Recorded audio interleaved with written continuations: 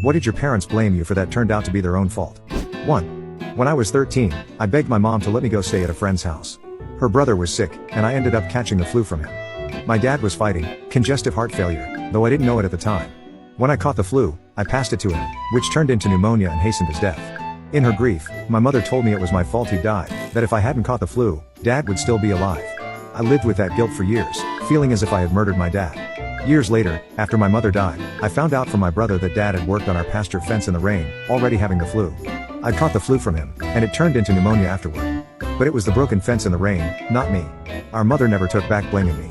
She also told me she couldn't love my daughter because she wasn't perfect. She has Down syndrome and leukemia. I did not attend her funeral. 2. One day when I was in high school, I arrived home to discover several mostly empty bottles of alcohol from my mother's liquor cabinet sitting out on the kitchen counter. Upon hearing me enter the house, my mother angrily stomped into the kitchen to demand an explanation about why her booze was missing. I had absolutely